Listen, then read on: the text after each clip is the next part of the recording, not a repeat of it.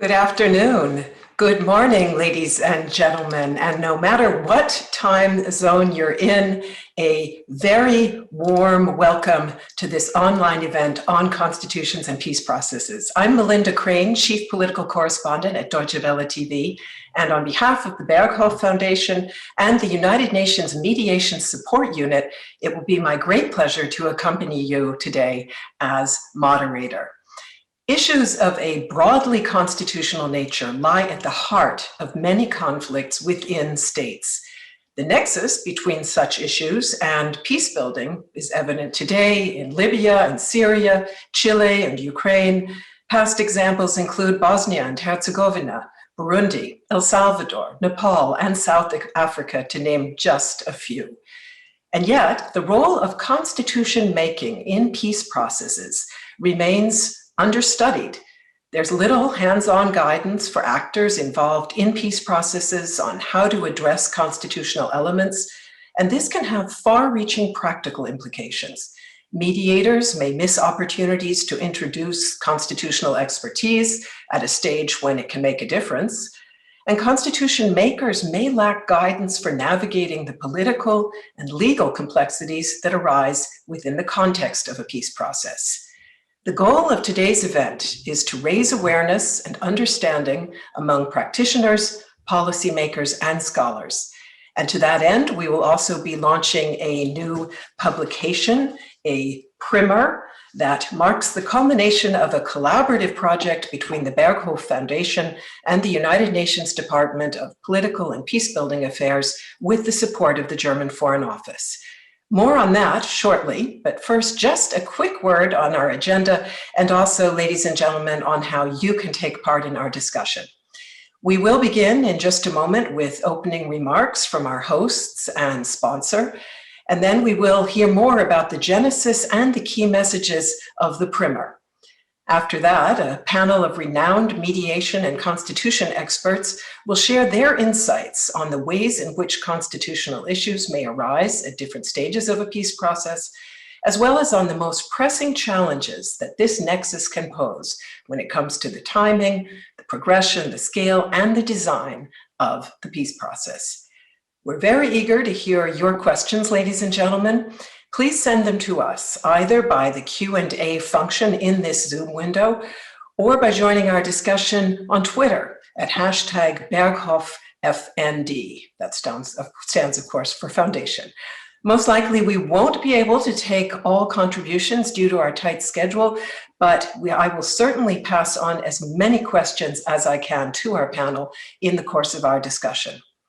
And just a very diplomatic reminder to all of our speakers, if I may, we have an ambitious program and we have a lot of interesting material to cover. So time is of the essence, especially in this virtual format. So I ask you to kindly agree to stay within the time limits set in advance. And I do appreciate your understanding of the fact that I will need to be a somewhat strict timekeeper. So now, let us get started, and it is my great pleasure to hand over to Her Excellency, Madam Bintu Keita. She is Assistant Secretary General for Africa at the United Nations Department of Political and Peacebuilding Affairs, Department of Peace Operations, which plays a central role in United Nations efforts to prevent conflict and to build sustainable peace around the world. The floor is yours. Thank you so much for this kind introduction. So, Excellencies, ladies and gentlemen, I would like first to congratulate the organizers of this event, the Berghof Foundation, the German Federal Foreign Office, and our colleagues from the Mediation Support Unit of the United Nations Department of Political Affairs and Peacebuilding on the launch of this important and timely publication. As the United Nations DPPA-DPO Assistant Secretary General for Africa, the theme of constitutions and peace processes was and continues to be of essence in my work. Numerous countries on the continent are currently engaged in a process of constitutional making or amendment, including Sudan, South Sudan, Somalia, Libya, and Guinea-Bissau. As United Nations, we endeavor to provide support to these countries together with our partners, the African Union and regional organizations in particular. As evidenced by the number of references to African cases throughout the primer, Africa has a history of constitutional transition in conflict contexts, which provide a host of lessons to be learned, but also good practices. Indeed, while some of these lessons can be drawn from failed processes, we can also recount many processes where constitutional transition have been successful and contributed to conflict resolution. Such examples are South Africa in the 90s, Kenya in 2008, 2010, Burundi in 2000 to 2004, and Tunisia in 2011, 2014. This publication, as well as exchanges we will have today, are important to distill these lessons so that they can benefit advisors, mediators, and the various stakeholders in future transition contexts. I would like to stress two themes of the publication, which I believe are of particular relevance for Africa and which I hope today's discussions will delve into: inclusion and constitutional resilience. With regards to inclusion, unlike peace agreements, which are concluded between warring parties, the Constitution belongs to we the people. As such, it is critical and our collective responsibility to ensure the population is involved in discussions on the form the new state would take. A constitution for the people needs to be built with the people. It cannot be an elite project or imposed from the outside. A constitution has to be an embodiment of the aspiration of the people and reflective of the political, socio-cultural, and economic realities. The involvement of external actors in these processes needs to be carefully managed. In post-conflict settings, constitution making could serve as a unique opportunity to create a common vision of the future of the state, to reconcile groups, and to address long-standing grievances. However, if it is mishandled, it can exacerbate divisions and tensions among various segments of a society, entrench marginalization, or provide a basis for continued power contestation through violence. The African Charter for Democracy, Elections and Governance provides in its Article 10 that processes of constitutional change must repose on national consensus. This requirement is fundamental if the Constitution is to become a true social contract.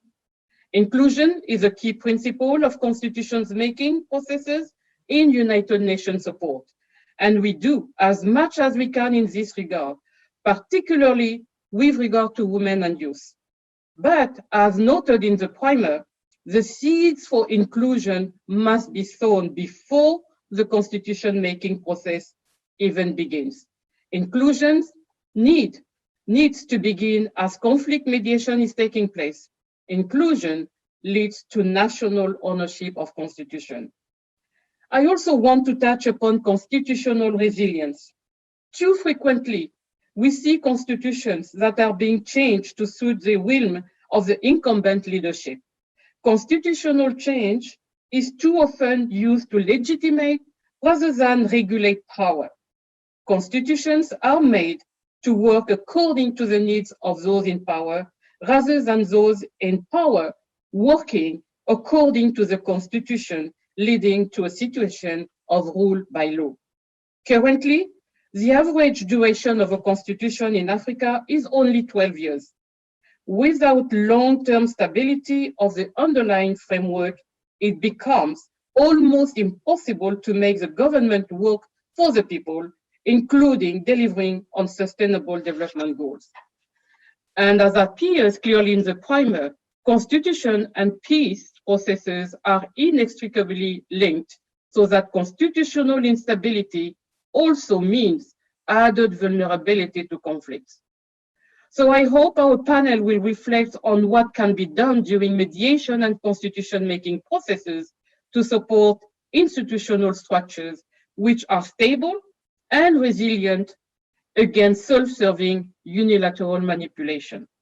Before concluding, I would like to add one last thing. When Nelson Mandela signed the South African Constitution, he remarked that we give life to our nation's prayer for freedom regained and a continent reborn. Many at the time called the South African Constitution the soul of a nation. These high hopes we place on new constitutions continue throughout the world, looking to the constitution-making process as a bridge from a country divided by conflict to a united political community living together in peace and prosperity. I'm a firm believer that the potential for constitution making in peace processes is high, but too often unfulfilled. We need more serious thinking about ways to better navigate and support this perilous path. In this regard, I compliment and thank once more the Bergdorf Foundation and our own United Nations Mediation Support Unit for this important publication and event, and I look forward to hearing from our esteemed experts and practitioners of their lessons learned. And I thank you. Thank you very much, Assistant Secretary General Keita, and we will certainly pick up on both of the points that you made about inclusion and constitutional resilience in our panel a little bit later on today.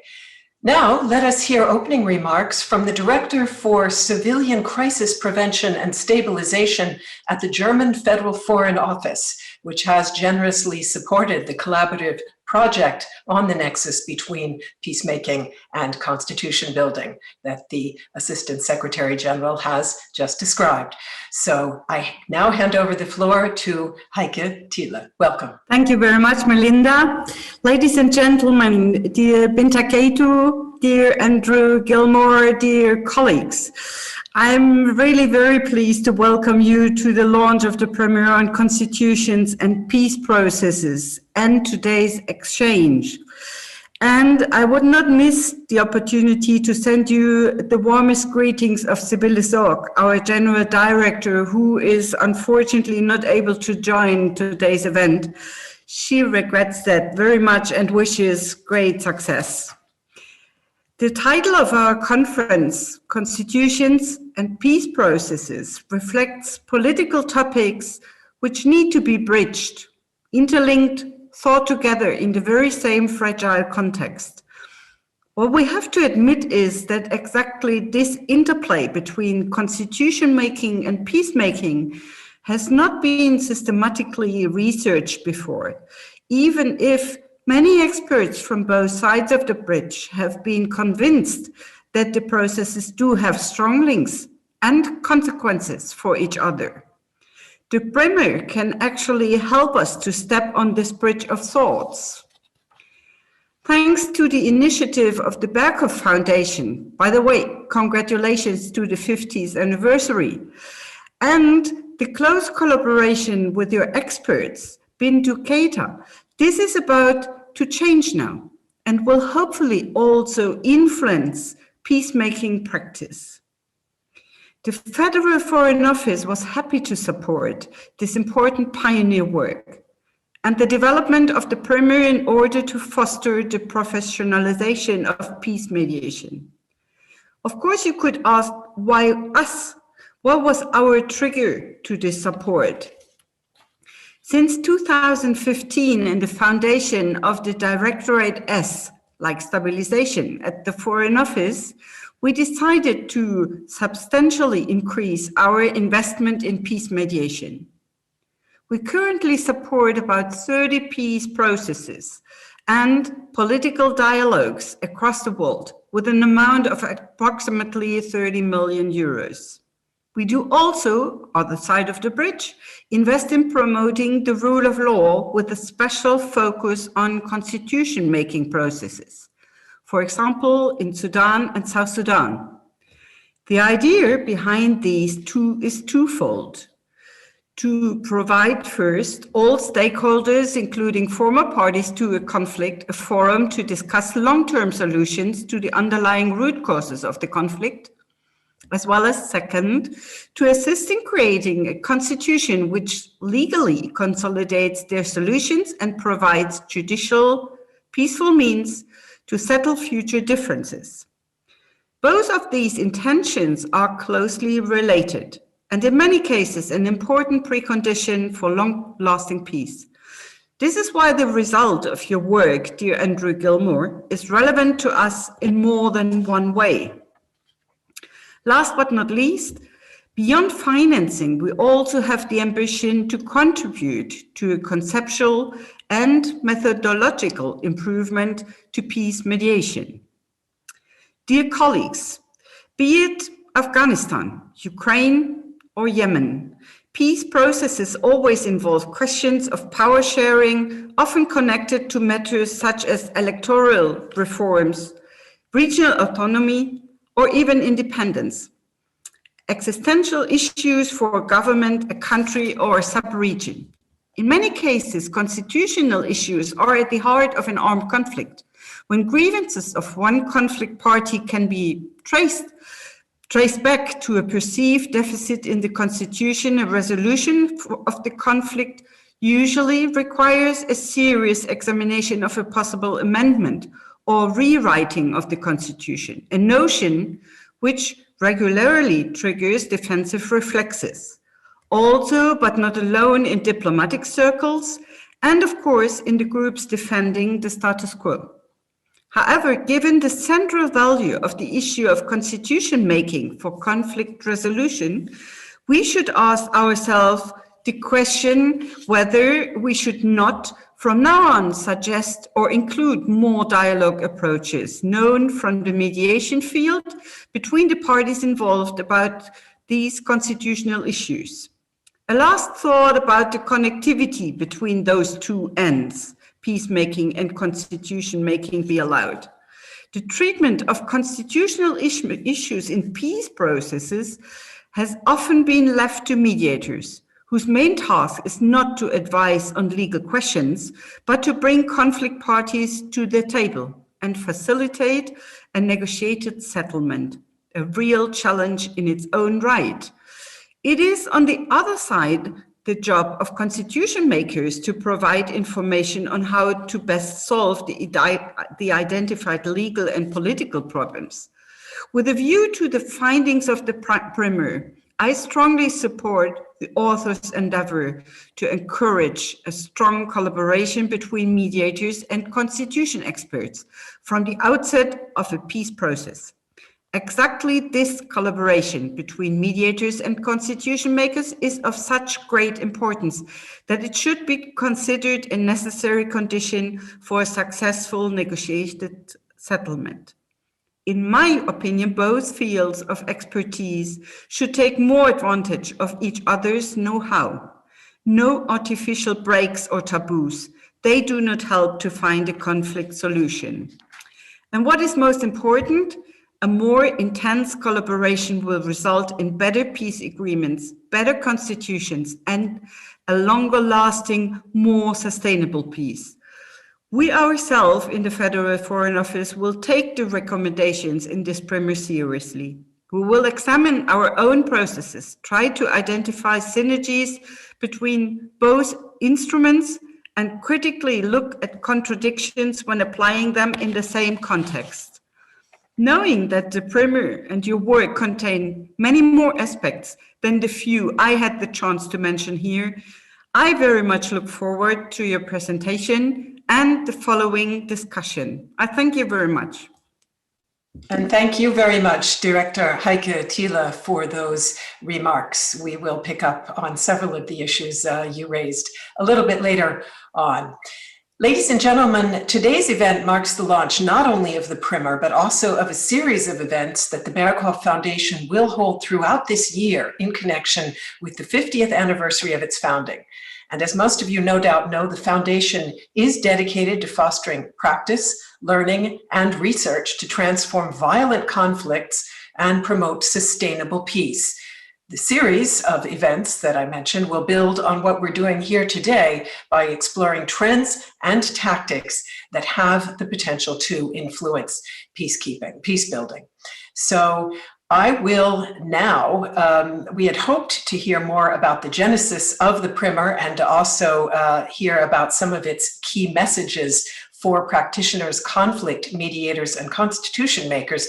But unfortunately, our speaker on that point is having some technical difficulties in joining our live stream. So I'm hoping that we will be able to come back to Lukshi Vimal Araja. She is the Senior Advisor on Mediation and Development at the Berghof Foundation. And then a little bit later on, I'm hoping she will join us. But meanwhile, I suggest that I will perhaps introduce our panel and then go to one of the panel members for a bridge between what we've heard so far and our panel discussion. So it is my pleasure now to introduce our very eminent panel participants, beginning with Barney Afako. He is a lawyer and an expert on transitional justice and a senior member of the standby team of senior mediation advisors at the United Nations Department of Political and Peacebuilding Affairs. Also a pleasure to welcome Nicholas Vink Haysom. He's United Nations Special Advisor on Sudan and formerly was the head of the UN Assistance Mission in Somalia, as well as the UN Secretary General Special Representative for Afghanistan. Great to have you with us as well. Christina Murray is a senior member of the standby team of senior mediation advisors at the United Nations Department of Political Affairs. She's a professor emeritus at the University of Cape Town, and she has also served as special advisor to the UN Secretary General on Yemen. And finally, it's a pleasure to welcome Marie-Joëlle Sahar. She is professor of political science and director of the Research Network on Peace Operations at the Université de Montréal. And she's currently in the final stages of editing a study on foreign intervention and state rebuilding in Bosnia and Lebanon. And before I hand over now to Christina Murray to get us started, I am just going to remind all in the audience that we are eager to hear your questions. So please do submit them either through the Q&A function on this live stream or via Twitter at #BerghofFND. And as noted, we won't be able to forward all questions on to our panel, I think, but I will certainly bring in a selection later on, and all questions that are submitted will be seen by our hosts and organizers and are important to them. So now I would like to ask Christina Murray to get us started by highlighting your main takeaways from the primer, bearing in mind that we hopefully will still hear from Lukshi a little bit later on, and tying those takeaways, if you would, Christina, to the link between constitutional change and the peace process. Right, well, thanks, Melinda, and thanks everyone who's helped this event come about. I think perhaps more people were involved in pulling the primer together to getting it done than any other project I've ever been involved in. So it's been quite extraordinary. And as with many such projects, for me, I think the major takeaway from the primer is that, in fact, there's much more to learn and understand. A colleague of mine actually commented recently that it provides some guidance, but adds question marks. And of course, a number of the speakers have already commented on how intricate this area is. And I suppose it's not necessarily a very sensible way to start a discussion about a primer to say it raises more questions than it answers. But taking questions away may not be a bad starting point in a field like this that is really so difficult to navigate. So rather than sort of talking about the main takeaways I have in relation to the primer, I thought I would do, perhaps in fact this segues, despite Lakshi's absence, quite well. I wanted to just sketch three of the basic ideas that inform the primer and that I think might help frame our discussion. So first, we already know that constitutional issues arise in a fair number of peace processes. Most obviously on many people's minds at the moment are Syria and Libya. We've already heard mention of Yemen, where they've been struggling to get some kind of at least transitional constitutional settlement established for a long time. And there are many examples from Africa, as the Assistant Secretary General spoke of. And all those examples really do show us also how many different roles constitution making may play in attempts to build peace. But a basic concern around which the primary is organized is that when we think about constitution making and peace processes, we tend to focus on what one might call formal constitution making processes. The process in which a constitution commission, a constituent assembly, or a legislature, say, sits down to work out new or revised constitutional arrangements. But, and this is a point that the primer really seeks to emphasize, in practice, many agreements with constitutional implications are made outside such formal processes. In fact, a constitutional undertaking may even be necessary to get a process started. And my country, South Africa, provides an example of that, I think, a good example of that. The African National Congress wouldn't have started negotiating with the apartheid government without the basic understanding that the vote would be extended on an equal basis to all South Africans, ending the racist franchise. And it's really hard to think of a more profound constitutional issue than that one. Even more often, constitutional issues arise during peace talks, before any kind of formal constitution making is perhaps even contemplated. So the main point in the primer in this regard is that a peace process may be strengthened if conflict parties themselves and the mediators and other third parties that support them are both alert to relevant constitutional issues and, in seeking to resolve them from a very early stage, build on the wide experience in these matters that has built up over the last half century or so. Then a second, but related point, which actually has also already been referred to, is constitution making or constitutional decision making in a peace process shouldn't be siloed or considered as separate from the other parts of a peace process. When constitutional issues are raised in a peace process, adopting new constitutional arrangements is likely to be an integral part of peacemaking.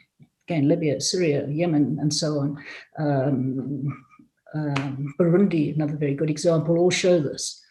Now, it may seem trite because we know constitutions affect how power is distributed, and accordingly, of course, conflict parties will be interested in future constitutional arrangements. But as was discussed as this project developed, in practice, it often occurs that constitution making is considered kind of more technical, a job for professionals. Or even, because constitutions are meant to be long-lasting, a job that ought to be done in a somewhat isolated environment outside the immediate pressures of the conflict and politics. Now, I think it's obvious that formal constitution making is likely to have some distinctive procedures and so on, but in conflict-affected situations, and perhaps always, it can't be outside. Constitution making can't be outside the politics of the moment. And importantly, it will face many of the same challenges as other parts of a peace process. Then a third idea on which the primer is founded, as others have already noted, is inclusion. As we are learning with regard to peace negotiations generally, more inclusive constitution-making processes lead to more robust, sustainable outcomes. And there's an additional element, of course, in constitution making. People, not only conflict parties, should have a say in their constitutional arrangements. Now, it's often easier to establish more inclusive constitution-making bodies than inclusive bodies for, say, initial negotiations about ceasefires and so on. And inclusive constitution-making may be seen as a kind of mechanism to remedy less inclusion earlier. But again, picking up a point made earlier, to say the least, it's really risky to see this as a fix, to see a more inclusive constitution-making process as a fix for less inclusiveness earlier. Suddenly expanding a process to previously excluded parties at the constitution-making stage can really introduce a dangerous disjuncture between earlier agreements and the constitutional outcome. So in conclusion, I would emphasize three of many issues in the primer. Constitutional issues may arise at many points in a process, not only when a formal constitution-making process is initiated. Secondly, when there is a formal constitution-making process, it's important to think of ways of ensuring that it's integrated with the rest of the peace process. And thirdly, although it's relatively easy to establish inclusive constitution-making bodies, they can't substitute for inclusion at other parts of the peace process. But to get back to sort of where I opened, the main takeaway may be that building our understanding of the intersection of constitution-making and peacemaking even more may contribute to better peace processes, which I think is really why we're all here and what we want to talk about. So thank you. Thank you very much, Christina Murray. And I just want to do a little promo here for the primer, which you can see in my hands and which is available to everyone online if you go to the Berghof Foundation's website, which is berghof-foundation.org and then /primer. And there you will find, in fact, this very, very succinct, very useful document that really takes us through the nuts and bolts of the project's findings. So with that said, let me now pick up on what we have heard and come to the rest of the panel. And as was evident from the introductions a moment ago, all of you have very considerable hands-on experience. So I would like to ask you to share your perspectives on the key challenges that practitioners can face when constitutional issues arise in peacemaking. Tell us a little bit perhaps about where in your experience things most commonly can go wrong. And I would be very, very grateful if you would share concrete examples. So let's just go straight across the panel alphabetically, starting with Barney Afako. Thank you very much indeed. And in many ways, some of the key issues and challenges have already been highlighted. Let me go back to the fact that parties do not always identify constitutional issues in the agenda. They will come to the table with their interests, but often these are very fundamental interests about the way that power is diffused, the way that governance is carried out in a particular country, the way that wealth is shared. Many times, one side of the conflict will be feeling marginalized across many areas in which they feel that they're entitled. So although they may not advance these issues as constitutional matters, they will be looking for guarantees that after the settlement, these issues would not recur. And therefore, this often brings into play the mediator or the peace facilitator to try to assist the parties to consider the options. And very often this leads to the matter of constitution making. I spent quite a bit of time working on both Sudan and South Sudan issues.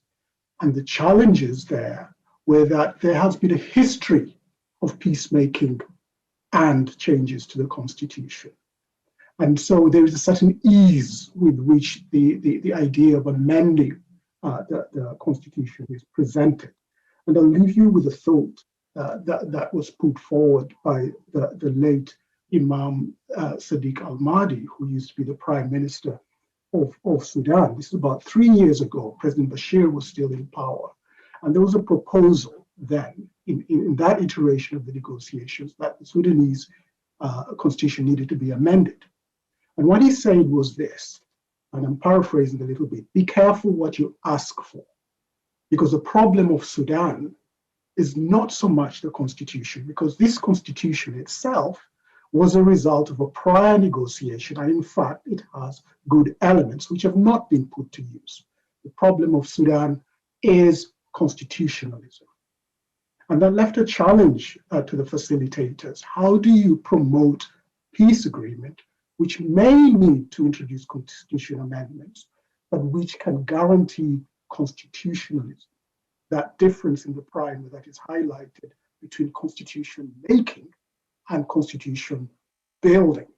So we shouldn't get too stuck in the making and forget that we need to encourage through the constitution, but also through the politics writ large, a building of a culture of constitutionalism and respect for its values.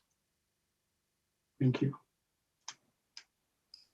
Thank you very much for that. And as I say, let me just go straight across the panel. So next up, Fink Haysom, please. Thank you. Thank you very much. Let me just try and reduce it to a more simple paradigm. In my view, constitutions are the essence of the social contract. When the social contract no longer fits the reality or the aspirations of a significant group, you have conflict. When that conflict is resolved through a peace agreement, it's inevitable that the terms of that contract will affect the new social contract and require the new social contract, the constitution, in other words, to reflect what's been agreed. Now, the problems arise because the people negotiating a peace agreement are not the people who change the constitution. In South Africa, where incidentally the constitution was the peace agreement is the constitution. There had to be a prior agreement that the peace agreement would be reflected in a constitutional amendment, a constitutional change, and that the critical parties to the peace process would agree in advance to back the changes to the constitution which reflected the peace agreement. So that is critical. There's a second aspect which we haven't touched on yet, but which the primer raises quite centrally, which is what happens in the meantime. You've agreed. We're going to reach a peace, and it's going to involve rewriting our social contract. And we're going to follow the rules to support an inclusive process, and it's going to take some time. How are we going to run the country in the meantime? And that raises the question of the interim or transitional constitutions, which are required to kind of govern the space until you have resolved this fundamental tension between the peace agreement and the existing constitution. I think that's an important contribution which the primer makes, and I would encourage people to look at that aspect. Thank you. Thank you very much for that, Fink Haysom. And I want to come back, in fact, to that point about interim arrangements, which I found quite fascinating. But let me go on now first to get an overall perspective on the challenges, also from Marie-Joëlle Zahar. Please, the floor is yours.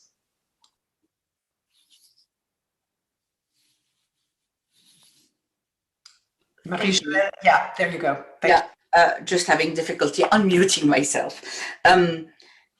Thank you. Let me pick on something that has already been alluded to by my colleagues and take it in a slightly different direction. One of the extremely useful contributions that this primer makes, in my opinion, is its ability to highlight dilemmas that are recurrent in many, if not all, peace processes. And these dilemmas take root in the mistrust that parties which have fought a long and often very bloody conflict find when all of a sudden they're sitting at the table and they have to trust each other's commitment, good faith, and goodwill, and believe that whatever is negotiated is more than simply a piece of paper, that it will have value. And this raises two dilemmas which I think are worth highlighting here. There are more. The first is, how can you actually engage in a process that is both forward-looking but also building on the recent past? Because the parties to the conflict are completely focused on the recent past and usually draw their lessons from that experience. In other words, what they want is firm guarantees that whatever it is they thought went wrong will be fixed. But as Fink actually highlighted, this is often an issue of power and interest. As Barney highlighted, it's an issue of governance, governing arrangements. How do you split access to the pie. It does not necessarily address either norms, rule of law, or more importantly, the real demands of the citizens, the people who are the silent majority in most of these conflicts. So the tension between looking back, which is what the actors tend to do, and looking forward, which is what the people usually hope a peace process is going to deliver, a set of rules, a new social contract, is a tension that I think is highlighted in this primer, but is also very much about thinking about the nexus between constitutions and negotiations by not forgetting the politics of constitution making or the constitutional aspects of peace processes. These are two sides of a coin, and I think the primer makes that abundantly clear. What it also makes clear is another dilemma, the dilemma between the rigidity that is often required by those who look back because they want firm guarantees, they want to decide things in detail, they want everything to be set in stone, and the flexibility needed to accommodate the changes that will necessarily happen in a society and that will need, some arrangements to be renegotiated. And so the kind of constitutions we've had that, Christina, Barney, Fink, and myself have been involved in, maybe accompanying, have tended to become extremely long documents, 60, 70 pages, where every single thing is is discussed in detail. But as a result, they also often turn into straitjackets. And the one example, although it's not a recent example that I think comes to mind, is what happened in Bosnia and Herzegovina when the constitution and the peace agreement were both decided at the same time with very little inclusion, and continue today, 25 years later, to basically complicate governance and endanger the stability of the country. Thank you very much. And that raises some very interesting points that I'd like to explore in a little more detail. First of all, with the question that has come in from the audience, and it relates to the dilemma essentially around trust. So the questioner says, new constitutions, on the one hand, can be a starting point where rules are made, for example, through quotas, in the hopes that that will help in building trust in the process. But at the same time, because these quotas, for example, would be tied to identities that might have fueled the conflict, it might make it more difficult to overcome these us versus them dichotomies. So how can constitution building help overcome such identities and build a common identity instead? That one was to you, Marie-Joëlle, as a follow-up. Well, I think that there is no easy answer, and this is something that we've all actually been thinking about for a very long time. Now, some academic colleagues suggest that the way to go is to actually devise arrangements that are not necessarily based around ethnicity, but around groupness, allowing therefore the identity of the group to be underspecified in the texts, so that should groups change, that would allow new groups to come into the political scene. Now, the practitioners, and as a former member of the UN standby team, I am quite conscious of the difference between our two worlds. The practitioners will tell you that it's very difficult to actually get conflict parties who have very clear identities associated with trauma, with sacrifice, with a sense of entitlement, whether or not it is justified, to actually accept that kind of flexibility from the get-go. what that leaves, and it's something that Fink might want to talk about because he signaled he wants to talk about transitional arrangements, is the necessity to think about sequencing and maybe finding ways such as time limits for transitional arrangements that allow processes to actually develop without forcing issues from the get-go, because it is clear that when you're at a negotiating table, asking actors to accept the idea that identities are open and changing is not something that they will listen to or agree to in most cases, if not all. Thank you very much. I would also like to just pick up on the other point that you raised, Marie-Joëlle, in regard to perhaps over-freighting a constitution, in the sense that many people clearly are expecting many things from the Constitution in the context of the peace process. And you mentioned that the Constitution can then grow and grow and grow and become an extremely long and complicated document. Does anybody else want to speak to that point and what potential solutions are for addressing these issues without perhaps making the Constitution too particularized and too rigid? Just give me a sign if you would, and then we'll, yeah, please, Fink. Well, I think the attraction for most rebel groups in having the peace agreement enshrined in the Constitution is that the Constitution has special majorities and special procedures. It's difficult to change. And if something is going to be part of a sacred peace pact, then it needs to be enshrined in the Constitution.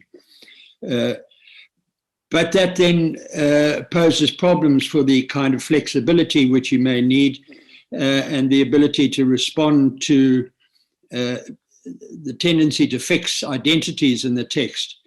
I think most scholars would advise that neutral categories, neutral terms, as Marie-Joëlle has suggested, be used. So federalism, for example, becomes a neutral category, of course, peopled by the very distinct ethnic considerations which inform the federation. But it allows, contrary to the Lebanese example, where identities are really fixed, it allows the society to begin to recognize a national identity in addition to the ethnic identities. The one thing I think we have learnt in the 20th century, 21st century, is you can't deny ethnicity. The way to recognize it and to provide for it and to provide a decent power sharing arrangement is not by trying to suppress it, but by finding ways of recognizing it. Whoops, sorry. Thank you very much. Let's come back to some of the other challenges that you all have pointed out and then talk a little bit about potential solutions. So perhaps coming back to Christina, first of all, of the various issues that have been raised, Christina, where do you see the primer, perhaps in particular, but in general from your own experience, where do you see crucial solutions, initiatives that can help to resolve some of these dilemmas, as Marie-Joëlle put it? I think as we sort of see from what other people have said, and I mean, perhaps from we know just reading the newspapers every day, very few of what we would sketch as challenges, have solutions. And I think Marie-Joëlle phrased that very nicely when she talked about dilemmas. So that would take me back, I suppose, to a bit more of a process point that, I would seek in more, and it is already increasing, engagement amongst people in these processes across different fields. Here we happen to be talking about mediation and constitution making, and in truth, there's very little engagement by mediators and parties even at early stages of a peace process with people with constitutional skills and skills in constitutional process. So a bit more of that, I think, would help. And I think this applies to many other things. I think it was Fink or Barney mentioned, how natural resources and the distribution of resources, marginalization, and so on, is central to many conflicts. There again, a little bit more interdisciplinarity, if I can use a rather academic word, I think would help. So I'd be looking for more conversations, more engagement, less isolation, rather than sticking my neck out and hazarding a few solutions. So that's deflecting the question, which perhaps isn't the answer, but perhaps I've also provoked one of my colleagues to come in with a more concrete answer. Let me just take this opportunity to pass on an audience question, perhaps first of all to you, Christina, if you like, and then if others want to weigh in, that's just fine. So the audience question is this: what do you make of outside political influence on peace processes and peace agreements when these later become part of constitutional arrangements? Would you say that a different level of influence should be allowed in peace processes rather than in constitutional arrangements? And thus, how should the second be distinct from peace agreements? That's a really interesting question. It's actually something we struggled with in putting together the primer, and a lot of people sort of wondered how to explain that we recognize constitution-making processes are, or ideally, sovereign processes in which, has been mentioned earlier, the people should be given some opportunity to speak in some form or another. And so the idea of too much external influence is sort of particularly distasteful there. And I speak as a South African also. We were very jealous of our process. But that may be true of all parts of a process. And sometimes you have what we're calling outsiders, foreigners, whatever, involved, because there are no alternatives, because parties to a process consider that having outsiders is the best way of dealing with it. And let me use one of my own experiences in this regard. I had the extraordinary opportunity of being a member of basically the commission that prepared the current Kenyan constitution, not an uncontroversial constitution. So you may ask why I, a South African, a Ugandan and a Zambian, sat on this committee. And I think there the answer was simply that the parties hoped that having some outsiders would actually help diffuse, legitimize, ironically, the process. Now, I use that example, partly because it's an interesting and unusual example, but also because it again goes to this awful answer, it depends. Yes, usually I think most foreigners would be really cautious about being too involved in constitution making. It's not ideal, but sometimes outside support can be useful. And again, certainly in South Africa, we benefited hugely, enormously from the interest that people from other experiences, other jurisdictions showed in our process. And I think our constitutional arrangement is significantly richer through that engagement. Thank you very much. I've got a couple more audience questions that have come in on values. So let me pass the first one along perhaps to Barney Afako, and then I have another one that perhaps I'll pass on to Fink Haysom. So the first one to you, Barney Afako, would be this: if UN envoys or missions involved in assisting national stakeholders in constitution-making processes see that the national counterparts are creating documents and institutions that don't fully reflect UN fundamental values, is there ever a point where the UN should step away, or is it always better to stay part of the process, perhaps because small gains are better than no gains? In other words, ask the questioner, are there red lines for UN involvement? Of course, the UN brings to all these processes, peace processes, a set of values. And indeed, there will be red lines. If the outcome of the agreement is patently discriminatory of a particular group, perhaps including those who are around the table, it is also a practical issue, not going to be able to get an agreement through on that basis. And there are other values as well. But I think what the mediator does, because they're in the business of persuasion, is to engage and to engage intensely, and sometimes even to mobilize others to supplement the interaction with the parties. Because very often, the parties will adopt proposals as a way of protecting certain perceived interests. And it's a deep understanding of the context that will assist the facilitator to identify what it is that is driving a particular proposal that on the face of it might be illiberal or simply goes against fundamental values. And in my view, it hardly ever comes to the point where a mediator has to pull out because of conflictual content.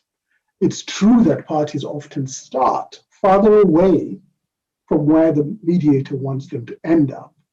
But in fact, with a process of exposure, including in some cases that have been involved in workshopping the issues, maybe not with the mediators, but bringing in experts. This is linked to the point that Christina made about outside support. Sometimes it's in the form of experts who have no horse in the race, but can sit down with the parties and untie the knots that they see in front of them. So I think, yes, there are moments when the UN will not endorse an agreement, but in fact, that would be a failure of the mediation if it has to come to that, in my view. And another question has just come in for you, Barney, so perhaps I'll pass that to you before I go to Fink with this other question. And the question is this: thank you, Mr. Afako, for raising that important issue on constitutionalism in Sudan. It seems the South Sudanese have also, I'm directly quoting the questioner, inherited the disease. Beautiful policies and laws are in place in letter. On the other hand, the spirit to embrace the laws seems to be critically lacking. Given the situation, how do we possibly cultivate the spirit of constitutionalism in such a situation? I think we need to go back to the point that the primer makes, is that the Constitution makes is inherently political. It's not just a legal exercise. And constitutionalism is not the same as the jurisprudence of judges ruling on texts of the Constitution.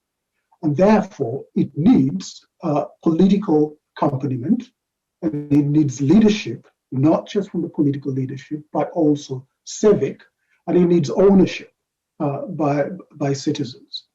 And that is the glue that will hold the Constitution together. And it seems that in all of these situations, not just South Sudan, but in other contexts, you are looking to strong leadership to anchor the values that are in the Constitution. I come from Uganda, and if you look in the region, for example, if you look at Tanzania today, and if you look at Tanzania since independence, I couldn't tell you the ethnic group of any Tanzanian president at all. I don't know. But I can name all of the others going back till independence. It's the way that they structured their politics to make the national over and above, and to subsume the regional, the ethnic identities into a bigger project. And that's something that leadership is required to recover, that sense of national identity, common interest. Granted, you might have to start at first with ethnic and other atomized identities, but the role of the leader and the Constitution is to move the society forward to focus on common interests. Thank you. Thank you very much for that. So let me go over now to Fink Haysom with a question about Somalia, although the questioner does say in the context of Somalia and some other Muslim countries, and it's this, again, it relates to a trade-off or a dilemma. How would one reconcile between, one, traditional laws, Islamic Sharia in its broader context, and on the other hand, modern Western constitution making? Well, I think the first rule for the mediator is to respect the fact that an agreement has to be reached between the parties and not an agreement reached with the mediator.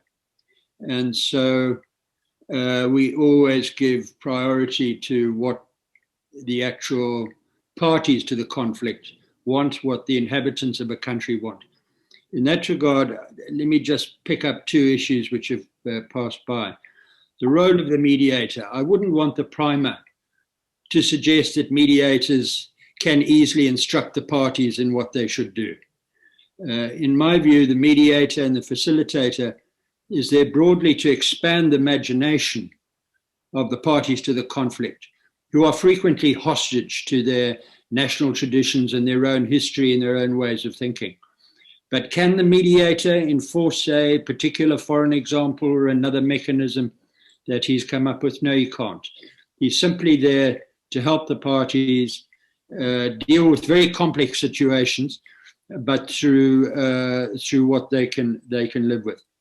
On the question of red lines, I'm one of those who believes that mediators have to be able to walk away from a mediation. Most of my colleagues think that's virtually inconceivable. They can't see how they would ever be able to do it, and most people are professionally required to sort of stay in the mediation regardless. But I think not so much on issues of substance, but on issues of process, if there's indications of bad faith, in order to preserve the principle of a negotiated solution, which you'll eventually translate into a constitution, you've got to be able to say, I cannot be part of this mediation if there isn't the requisite good faith possible. You know, the concrete example is not so much in relation to process, but a substance issue, are mostly in regard to process, but a substance issue which does come up is where the parties to the conflict want to indemnify each other for the human rights abuses that they've committed in the past.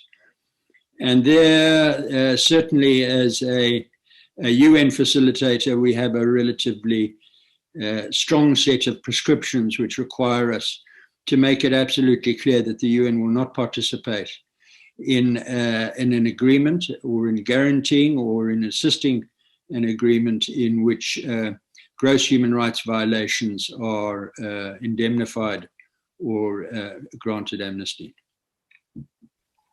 Thank you very much. I'd like to go back to Marie-Joëlle, if I may, and Marie-Joëlle, feel free to comment on any of the other baskets that are open at this moment, but I'd also have an audience question or two for you, if I may. So the first one is this. The discussion is often about how constitution making may help make progress in peace processes. Perhaps a key issue, though, is how badly done constitution making can, in some instances, generate new or worsen extant conflicts. Grateful if you could take on this based on your findings. Extremely important question, and one which I think is tackled very lucidly throughout the primer. And that allows me actually to connect to the question you posed to Christina earlier about, recommendations and options. The one thing that I commend actually the writers of the primer is because they have resisted the temptation to either offer options or to actually make strong recommendations about specifics. What they have done, and which I think is going to be very useful for facilitators and for mediators, is to help raise the kind of questions and dilemmas that seem to be recurrent across the board. But as Christina said, it often depends on context. So there's a danger when you provide certain options that you limit the imagination, to go back to Fink's point. You limit the imagination of both the mediators and the parties by focusing their attention on those options that are in writing.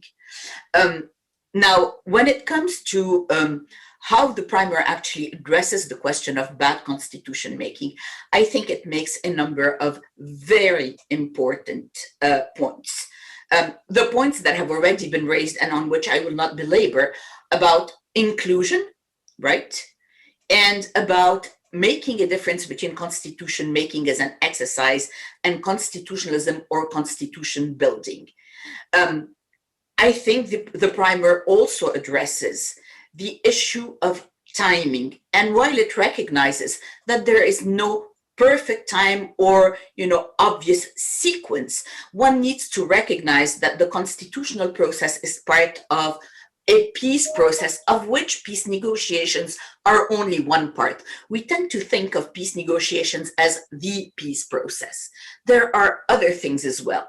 But where I think, the Prime Minister could not have gone further, but we all collectively, and that's where, interdisciplinary conversations are going to be absolutely essential, need to go further, is to think more carefully about the linkages between various processes, because the ways in which one can link can in themselves create new kinds of dilemmas or open up certain opportunities. But the question is absolutely well taken. Every single place where the constitution making process was either botched, not inclusive, or where it was, and it ended up being just another aspect of the negotiation between the main actors. It actually ended up creating rules of the game that did not resolve the conflict, but allowed it to perpetuate itself, even though in many cases it does not perpetuate itself militarily, but politically. Still, the consequences for people are dire. And we've talked about Bosnia, and Fink has mentioned Lebanon. These are two, I think, illustrative cases of what can go wrong when your constitution-making process is flawed from the start. Thank you very much. And perhaps back to Christina with another audience question, after which I will try to move us on to drill a little bit deeper on two of the points raised by the Assistant Secretary General earlier, namely a deeper dive on inclusion and also resilience. But here is a question that has come in, Christina, from one of our audience members on Iraq, and it is this. The Constitution has been left very broad in Iraq for lack of time. Everything remains to be regulated by laws, quote unquote, that have yet to be drafted. The underlying conflicts remain in place and continue to be in a stalemated political process. Could you speak to situations like this where the Constitution is too vague to regulate conflicts? Well, that's the opposite to the earlier issue that Marie-Joëlle raised about too much in the Constitution, too overloaded and too rigid. And Iraq, I suspect, is one of the best examples here. And we have someone much better placed to speak about Iraq on this panel, and that is Fink. But let me say one thing. Almost everything we're saying is going back to something that I really strongly believe. The Constitution should be a framework.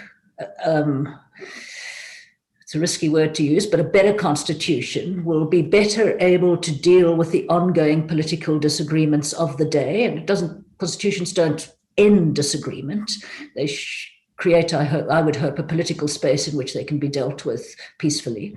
But actually, one needs much, much more to build and sustain peace. Constitutionalism and the rule of law are some of them, and they're not things that happen by writing them down. But I do think Fink should come in on because Iraq is such a good example for that question. Perhaps, Fink, you would have a more useful answer. Very good. Let us go to Fink. And Fink, two things, but if you would briefly, please. First of all, that point about Iraq, and then also I would be very interested to hear just a few more thoughts from you on that interim transition issue that we talked about a little bit earlier. So if you would address both of those briefly, I'd be grateful. And then we will move on to inclusion. Well, briefly on Iraq, all I would say is that I think Iraq represents an unfinished constitution-making process. What was required for Iraq was a comprehensive social contract, and what they got was an incomplete social contract. And until that is dealt with, I can't see a long-term stabilizing solution for Iraq. In regard to the question of the interim constitution, one of the first difficulties that one confronts is that those who participated in the peace process may not have enough power on their own to put in place a new constitution. A new constitution is required basically to govern the rules of the game while a real constitution is thrashed out, and that needs to follow the time periods which are required for deliberation, consultation, popular participation. In many cases, there's a rush to a new constitution, which means there's a deficit on your second issue, which is inclusion. And if that's going to happen, then the question arises, who puts in place the new interim constitution? It's going to be necessarily short on popular participation. It's going to be short on formal process. There are going to be challenges to its legitimacy. The answer lies, in fact, in that the parties usually agree that this is an exceptional set of circumstances, that the provisions of the interim constitution are a holding game until other matters can be resolved.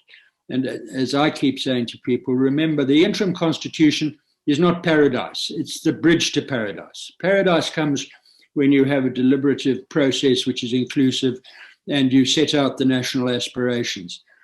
The bridge to paradise is to make sure that everybody is included. And like a bridge, it needs to be sturdy, wide, so that it can be, meaning inclusive. And it needs to, first and foremost, secure the stability which is necessary to get to the other side. Thank you. Thank you very much. And I am going to commend that answer to the attention of the questioner, who posed a very eloquent question about a mediator's moral dilemma between aiming to end violent conflict as quickly as possible and finding a constitution that satisfies the conflict parties and essentially has long-term meaning. So I think what we just heard there from Fink absolutely goes to that point. Let me now do that deeper dive on inclusion and inclusiveness. And I'd like to begin with a very quick audience poll. Dear audience, we'd really like to get your take on who needs to be involved in an inclusive constitution building process. So perhaps you see the phrasing of our question here up on your screens right now. Who needs to be involved in the constitution making process? And then a number of different things you can choose from. And this isn't only a one choice. You can click several of those boxes. And I think one point here would be whether there are trade-offs between effectiveness, trying to essentially get the thing done, and expansive inclusion in the process. So with that in mind, please make your choices, and then we'll take a quick look at that and get the panelists' thoughts. And perhaps while we give them time, let me in fact get a few of you to weigh in on that balance. And I'm just going to put it out there, and whoever would like to speak to it, just give me a little sign with your hand, please. Not the hand raising symbol, because I don't always see that, but just raise your real hand if you would. Do any of you see a trade-off there in those terms between effectiveness on the one hand and inclusiveness on the other? Or would you say inclusiveness always needs to be the priority, even if it slows the process down? I think we have to go back to Fink's point about transitional constitutions and arrangements that are the bridge between where you are and where you want to be. And I think that point also goes to the question of inclusion. I suspect that inclusion in an ordinary constitution-making process, in Sweden, for example, where there isn't a conflict, will be different from the way you manage constitutional issues that arise during a peace process. But I think we can still do better on the inclusion of those peace processes. One of the things I suppose we can do is to get better at identifying the constitutional issues early on, and maybe design a process for delving into those particular matters.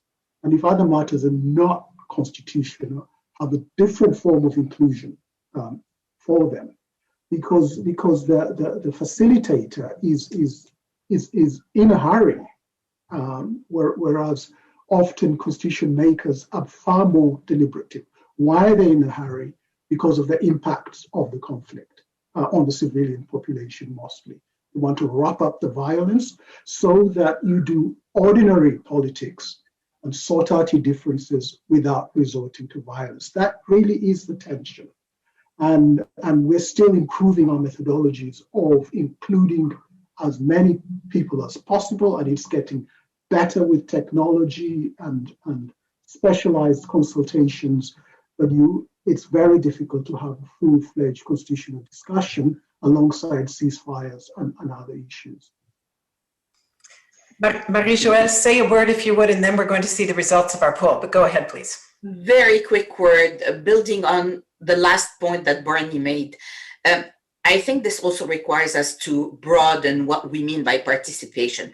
Participation and inclusion is not just a seat at a table or, being in the room during a process. There are different ways that can be leveraged at different moments in the process to get as many inputs as possible. And not all of it has to happen up front. And unless we understand that and we focus too much on one way of thinking participation, I think it becomes mission impossible, both for the facilitator and for the process as such. Thanks very much. And let me ask our organizers at Berghof, if you could please now show us the results of the audience poll. So 93% saying key conflict stakeholders and marginalized groups, just right under that 88% seeing that as being an important group. 91% civil society. So by ranking, it would be key conflict stakeholders, civil society, marginalized groups, and then the numbers, well, youth at 81%, religious and traditional leaders, political elites, armed non-state actors, and then slightly lower shares for insider mediators, business actors, and the military. Who would like to comment amongst the panel about what we see there in terms of inclusiveness? Fink, please. I think there's a broader recognition that almost all of those groups can have some role. So I want to go back to Marie-Joëlle's point, which is very important. It's not just a question of who, it's a question of how. And I think different people can participate in different ways. We've seen pressure on armed groups, for example, to be more responsive to the gender question and gender representation. And what we've seen in some cases is armed groups bring their girlfriends, leaders. But those are not participants who are speaking to an agenda or accountable to a constituency. So I think we need to be generous in our approach to who is involved. And I think all of those groups could be involved, but in different ways. But also to recognize that if you give marginal groups significant power over the process, it's also questionable as to whether you're building a legitimate product. And so certainly there's a tension between a majoritarian approach, in other words, an elected constitution-making body reflecting people's preferences, and a consensual model which recognizes that the constitution is for everybody, and that even if you're a minority, you're required to have a say. And that tension can be very sharp. In South Africa, it led to bloodshed. Way it was resolved in South Africa was, in fact, in having two processes. An initial one, which was consensus-based, followed by a majoritarian one. But there are these tensions, and they relate fundamentally to this question, not only who participates, but how they participate. Let me go now to Christina. General thoughts, if you'd like to share them, but I also have two specific audience questions and we're out of time. So I'm going to ask if you can perhaps try to keep this brief, but two quite interesting audience questions. And one of them absolutely concerns gender. And I'm just going to shorten it because it's quite long. It makes reference to Yemen, but let me put it in a slightly more general way. How can the UN mediators promote a peace agreement and essentially that is inclusive in terms of gender? Because the questioner points out that the government in Yemen now includes 0 women for the first time in 20 years, whereas the new constitution said 30%. So that's one question. And the other one is how experts handle constitution building spoilers, actors that might support peace negotiations, but later on will block constitutional change. So two great questions there in a very short amount of time. Sorry, Christina. Well, sort of ironically, I mean, the Yemen situation, well, broadly, obviously, but in relation to women is incredibly disappointing.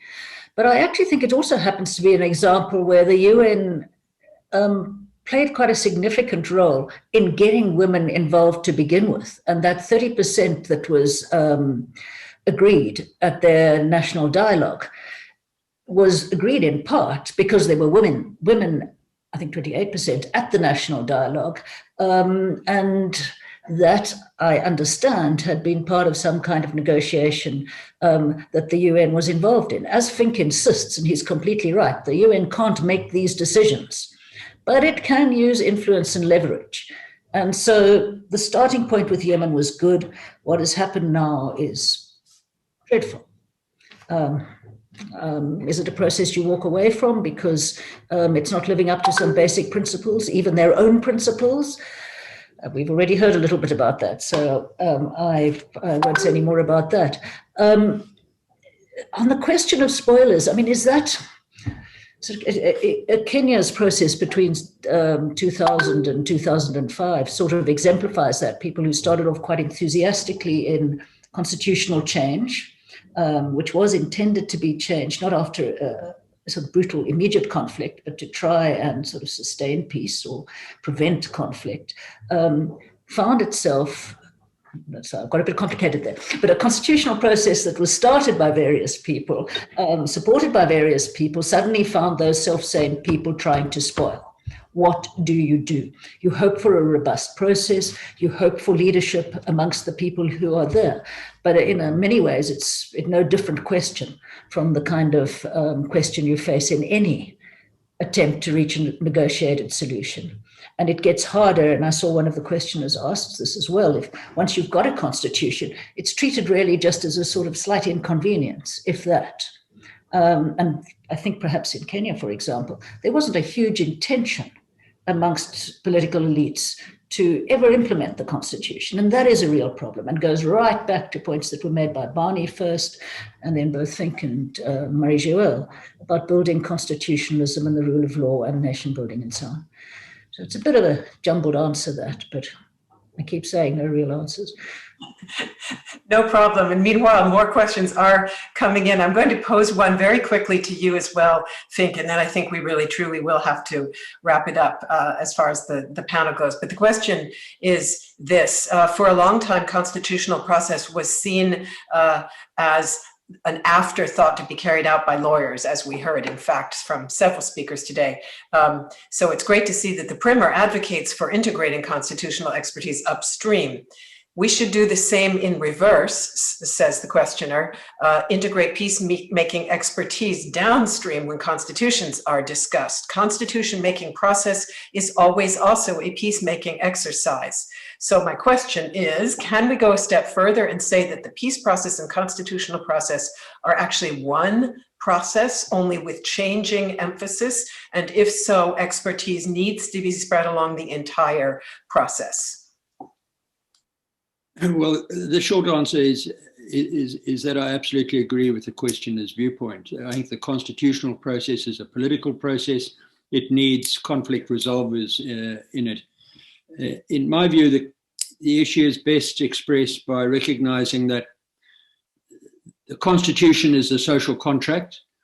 The peace agreement is an attempt to vary elements of it. It has to be expressed in the Constitution. Those two processes are both political. They require, from the outset, a recognition that the Constitution is going to be changed to, in almost all the peace processes I've been in, there's been a recognition, not at the end of the day, but right at the outset, that a peace agreement would be constitutionalized. And constitutions, carry with it the notion that you are taking the peace agreement and giving it to wise, old, and usually gender-based group of men to frame a technical document. I think we've seen the nature of constitutions themselves change even over the past 20, 30 years. They've become more detailed. Attention is now given to the way they're written so that ordinary people can understand them. How are they going to defend them if they address issues that are of no concern to them in a language they don't understand? So there is a much greater recognition that this social contract imagery has to be reflected not only in the way constitutions are written, but also how they're made. And that's why we've seen the much greater emphasis on extended forms of participation and encouraging, as it were, the constitution building side of the equation. In other words, building an understanding of the contract that exists between everyone, including between citizens, including due respect and the dignity of fellow citizens. Many thanks. I'm afraid that is, in fact, now all we're going to have time for our panel, but many, many thanks to all of you for participating in this very thought-provoking and very wide-ranging discussion. So I would like now to go to the Secretary General of the International Institute for Democracy and Electoral Assistance for some closing reflections on what we've heard today. It's a pleasure to hand over the floor to Kevin Casas Zamora. Thank you so much, Melinda, for the introduction. And I want to start by thanking the Berghoff Foundation, the UN Department of Political and Peacebuilding Affairs, and the German Federal Foreign Office for the kind invitation to close this fascinating discussion. And before I say my piece, I would like to greet Nicholas Haysom, one of today's panelists and a former IDEA board member who contributed immensely to the Institute. For those of you that do not know much about International IDEA, we are an intergovernmental organization with 33 member states that does several things, but mainly we produce comparative knowledge, including on constitution building, and we provide technical assistance around the world on those same issues.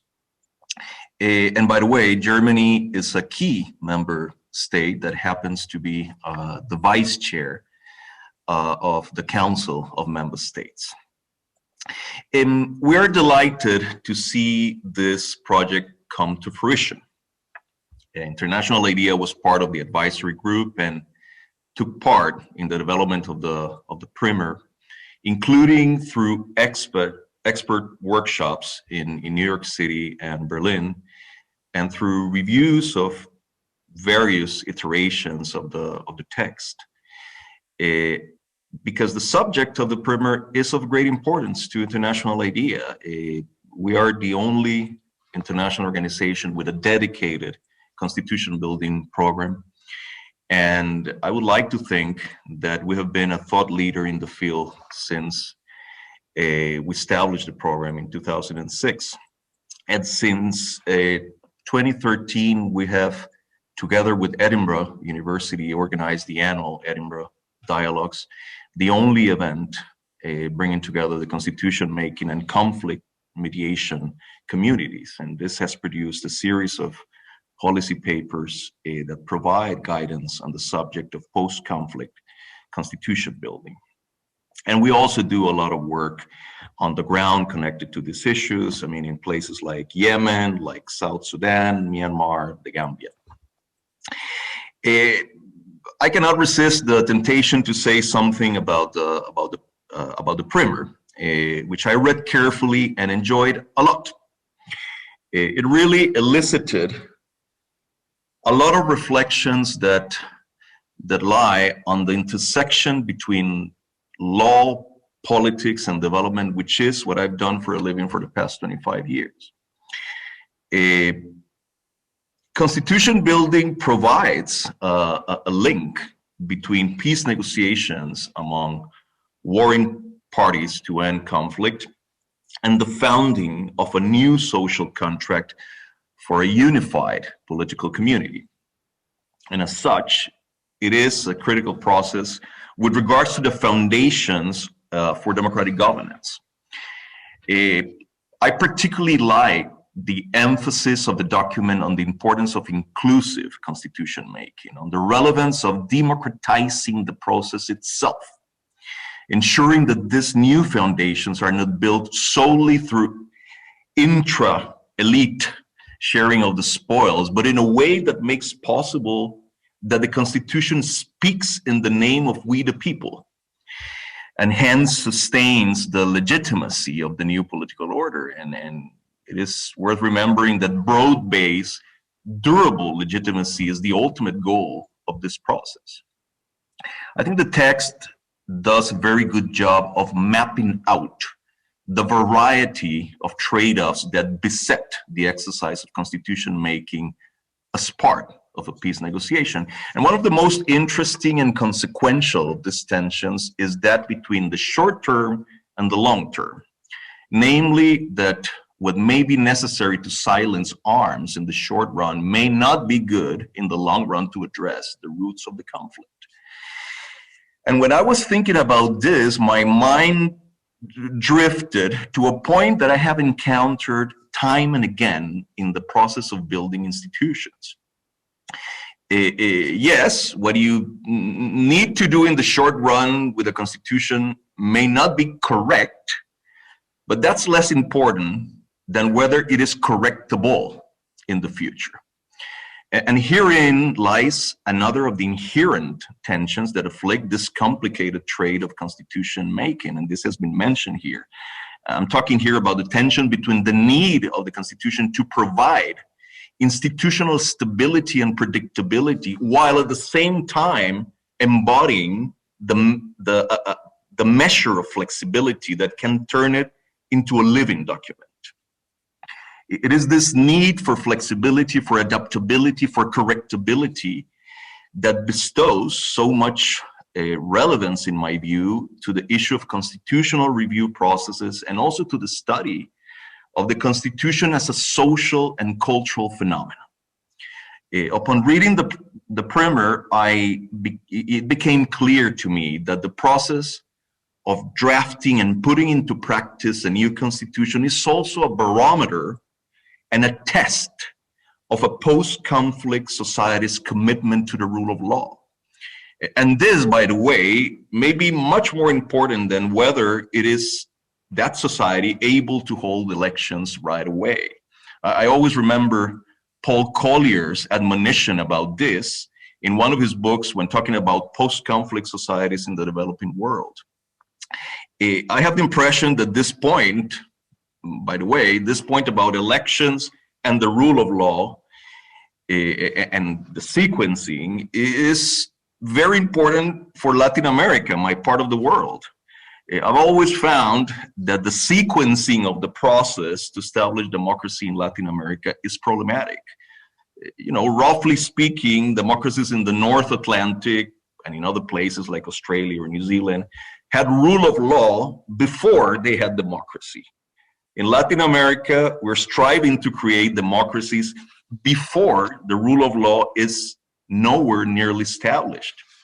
And when this happens, the potential for gravely flawed democracies, democracies prone to the abuse of power, democracies riddled with impunity, democracies where basic rights are poorly protected, democracies where the credibility of institutions is chronically challenged, democracies defined by widespread popular dissatisfaction, the potential for all this is correspondingly much greater. Sequencing between the rule of law and the electoral side of democracy matters a lot.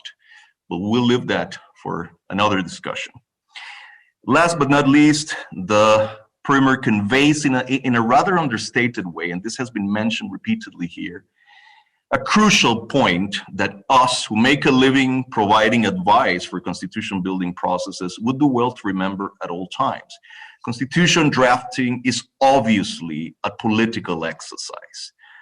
And, you know, as much as we like to think that we are purely technical actors above the political fray, when we step into the constitution making process, we become political actors with cognitive and normative lenses and all sorts of biases that do not stay outside of the door.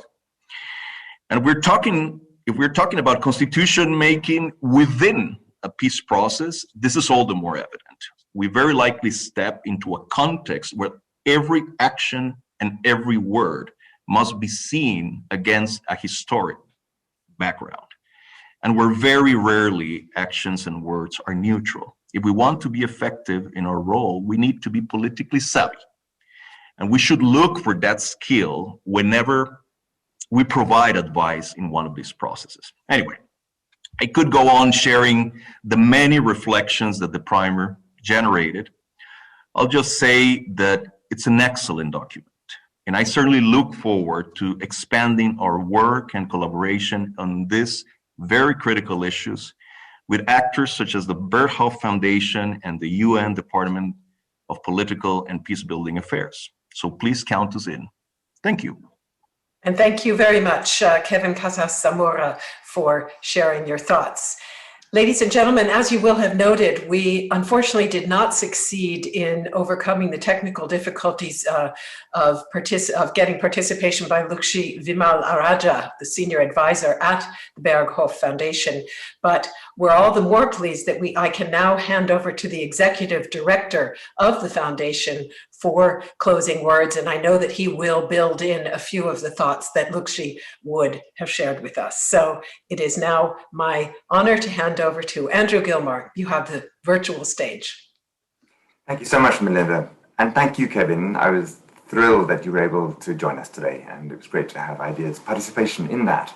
Well, it's terribly sad that Lukshi, who was by far the biggest driving force on the Berghoff side for this project, has been unable to attend through as a result of technical difficulties. But I just got a message attaching some of the points, and I will just, if I can, make a couple of them.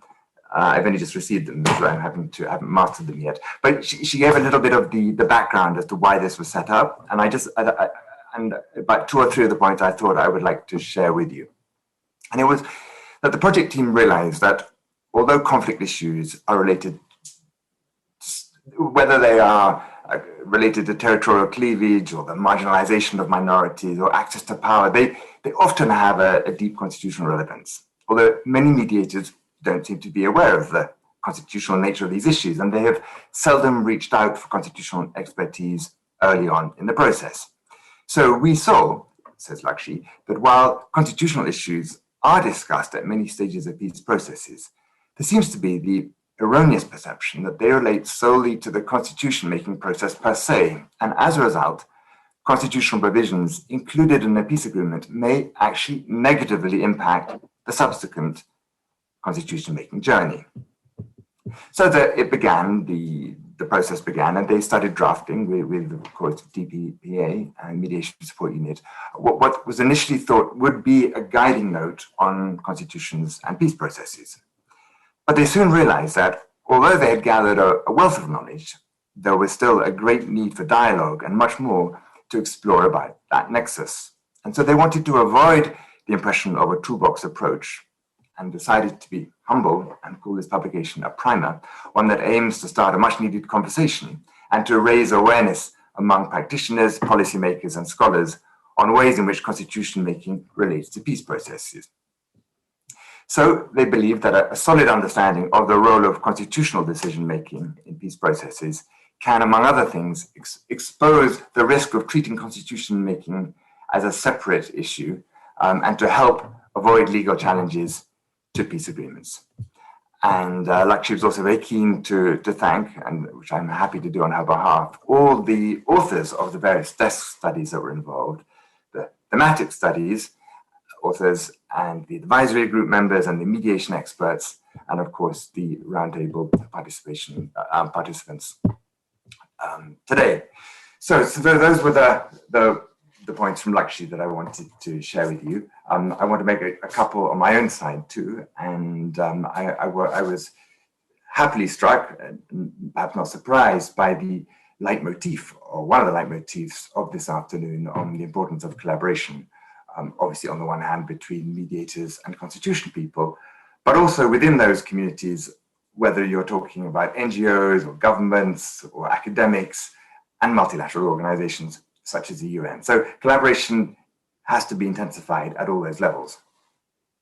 I liked the first speaker, my old friend Bintu's comments on how peace agreements are between warring parties, but the constitutions are about we the peoples, and hence the vital need for inclusion, and why in constitution making, and why constitutions need to be accepted and embraced as the crucial social contract for the entire population, including minorities.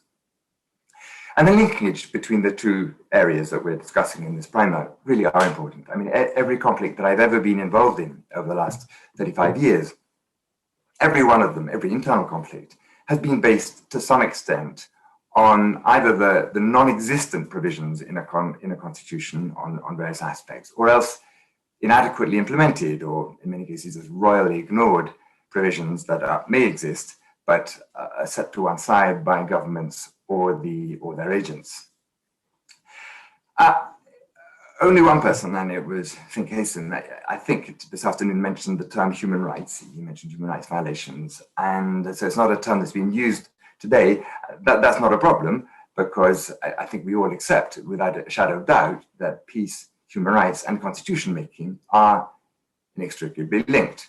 And as indeed as the South African constitution makers, including Fink Hayson, fully recognize.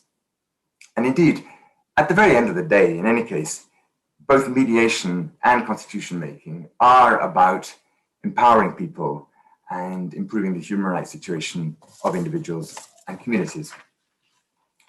I have been really happy about this event today. I think there's been some extremely impressive interventions and comments by all of our speakers on a really important topic and on a product that really is high class. I'm very happy that it was done in this way.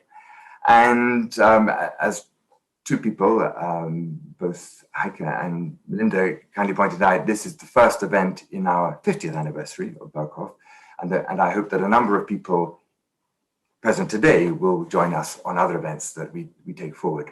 But what makes this event doubly special for me is that I actually spent 17 years of my life in the Department of Political Affairs, as it was then called, now Political and Peacebuilding Affairs, and it is really gratifying to be working again with a number of my most special former colleagues, including Fink Hayson and Bintu Keita. None of this would have been possible without the German Federal Foreign Office, who very generously provided support to both of us, both to Berghof Foundation and also to the Mediation Support Unit of the DPA and the UN. So we're extremely grateful for that. And in some ways, for us anyway at Berghof now, speaking for myself, this is just the start of a process. I mean, the primer is an important, it was in itself quite a laborious process at times, but a rewarding one, but it is not the end. In some ways, it's the beginning.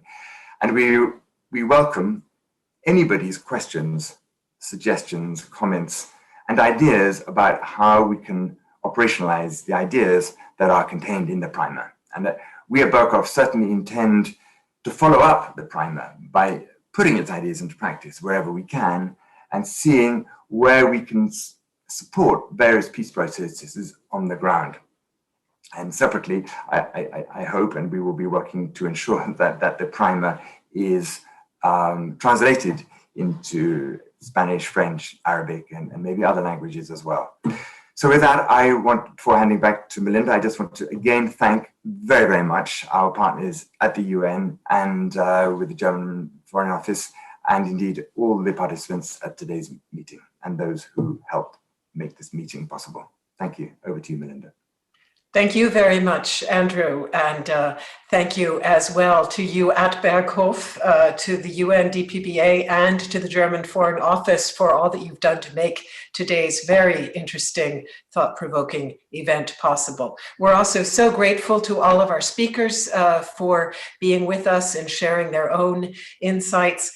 And many thanks to you, ladies and gentlemen, for your attention and for your contributions. I'm painfully aware that we were not able to bring in all of the truly interesting questions that were submitted, but please be assured that they will go to the hosts and organizers of the event, who will peruse them and include them in the records of this, this launch event on constitutions and peace processes. So let me say to all of you that this does now bring our proceedings to an end. I will ask you after I finish to please turn off your cameras, but just stay with us for a brief moment longer so that we can do an official sign off. Stay healthy, everyone. Hope to see you again in future.